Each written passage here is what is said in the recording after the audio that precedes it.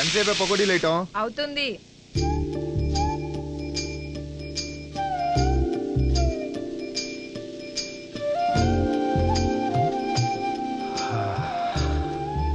అందరిలాగా వద్దండి వదలండి అని అనవేంటి నువ్వు? అన్నా వినవు కదా నువ్వు, అసలే రౌడీవి.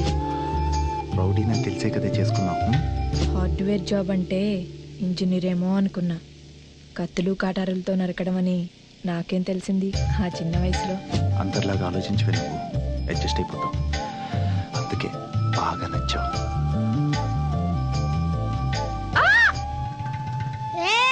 మా అమ్మనేమన్నా చేస్తే స్కెచ్ చేసి చంపేస్తా. నీ అబ్బా స్కెచ్ పెన్ అంతరే నాకే స్కెచ్ చేస్తారా నువ్వు? ఎలా ఏయ్, ఏంటి వాడిని కొడతావు? రౌడీ అయితే నేను రౌడీకి పెళ్ళానిరా. చాయ్ ఏంట్రా నిన్ను?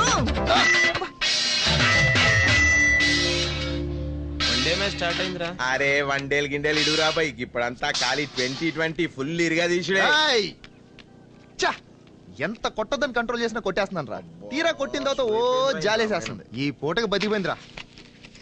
నీ తల మీద బొప్పి చూస్తే నీ మీద మాకు జాలేస్తుంది. రేయ్, మీరు నాలా పెళ్లి చేసుకుని జీవితం పాడు చేసుకోవద్దు.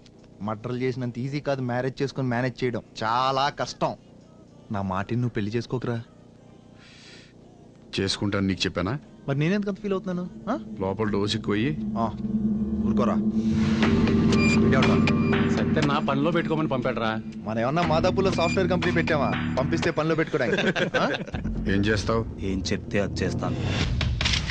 వినేసి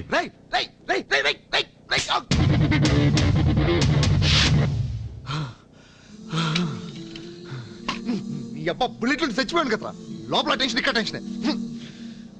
చంపడానికి భయపడినోడు చావడానికి కూడా భయపడ్డు. పనికి వస్తాడులే.